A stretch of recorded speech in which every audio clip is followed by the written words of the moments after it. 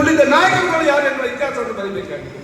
ಆಲೋಚನೆಯಿಂದ ನಾಯಕ, ಆಲೋಚನೆಯಿಂದ ಸಮಾಜ ಸುಧಾರಣೆ ಅಂತ ಯೋಗ್ಯ ಆಲೋಚನೆ ದೇವರಾಜರನ್ನು ತುಳಿದವನು ಯಾರು? ಅವರ ಅಧಿಕಾರವನ್ನು ಕಿತ್ತುಕೊಳ್ಳುವ ಪ್ರಯತ್ನ ಮಾಡಿದ ಮನುವಾದಿಗಳೊಟ್ಟಿಗೆ ಸೇರಿಕೊಂಡು ಯಾರು ಮಾಡಿದವರು? ಹಾಗೆ ಚಿಂತನೆಯ ಗುಣಮಟ್ಟದ ಚಿಂತನೆಯ ನಾಯಕರುಗಳನ್ನು ಬೆಳೆಸುವ ಅವಶ್ಯಕತೆ ಇದೆ. ವೋಟ್ ಹಾಕಿ, ನಿಮ್ಮ ಹಕ್ಕು. ಇಲ್ಲಾಂದ್ರೆ ನಿಮಗೆ ಅಧಿಕಾರದಿಂದ ಕುಂಠಿತರಾಗ್ತೀರಿ. ಓಟಿನ ಹಕ್ಕಿನಿಂದ ಅಧಿಕಾರ ಕೊಟ್ಟಿದ್ದಾಗುವುದಿಲ್ಲ. ಚಿಂತನೆಗಳನ್ನು ಬದಲಾವಣೆ ಮಾಡಬೇಕಾಗಿದೆ. ಆದರೆ ಓಟಿಗೆ ನಿಲ್ಲುವವರು ಯಾರು? ಮನೋವಾದಿಗಳಿಗೆ ಸಂಬಂಧಪಟ್ಟವರೇ ಓಟಿಗೆ ನಿಲ್ಲುವುದು. ಈಗ ದೇವರಾಜ ಅರಸರಿಂದ ಡಿ ಕೆ ಶಿವಕುಮಾರ್ ಅವರಿಗೆ ಕಾಂಗ್ರೆಸ್ ಅನ್ನು ಕಟ್ಟುವ ಪ್ರಯತ್ನ ಇತ್ತು. ಡಿ ಕೆ ಶಿವಕುಮಾರ್ ಮೇಲೆ ಮನೋವಾದಿಗಳ ದಬ್ಬಾಳಿಕೆ ಎಷ್ಟಿದೆ. ದೇವೇಗೌಡನಂತ ಒಬ್ಬ ಪ್ರಬಲ ಪ್ರಧಾನಿಯ ವಿರುದ್ಧ ನಿಂತವರು ಡಿ ಕೆ ಶಿವಕುಮಾರ್. ಡಿ ಕೆ ಶಿವಕುಮಾರ್ನ ಯಾಕೆ ತಿಳಿಯುವ ಪ್ರಯತ್ನ ಆಗ್ತಾ ಇದೆ?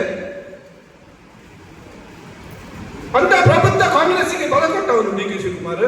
ಸಿದ್ದರಾಮಯ್ಯ ಸೈದ್ಧಾಂತಿಕ ನಿಲ್ಲುವಾದ್ರೆ ಪಕ್ಷ ಸಂಘಟನೆಗೆ ನಮಗೆ ಡಿ ಕೆ ಶಿವಕುಮಾರ್ ಅನಿವಾರ್ಯ. ನಾನು ಒಬ್ಬ ಕಾಂಗ್ರೆಸ್ ಇಂಟೆಕ್ನ ನಾನು ಅಧ್ಯಕ್ಷನಾದರೂ ನಾನು ಕಾಂಗ್ರೆಸ್ ಪಕ್ಷದ ಒಬ್ಬ ಕಾರ್ಯಕರ್ತ.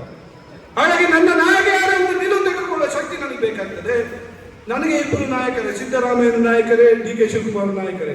ಇಬ್ಬರ ನಾಯಕತ್ವವು ಈ ರಾಜ್ಯಕ್ಕೆ ಅನಿವಾರ್ಯತೆ ಇದೆ, ಈ ದೇಶಕ್ಕೆ ಅನಿವಾರ್ಯತೆ ಇದೆ. ಕಾಂಗ್ರೆಸ್ಗೆ ಡಿ ಕೆ ಶಿವಕುಮಾರ್ ಅವರ ದೇಶಾದ್ಯಂತ ನಾಯಕತ್ವದ ಅನಿವಾರ್ಯತೆ ಇದೆ.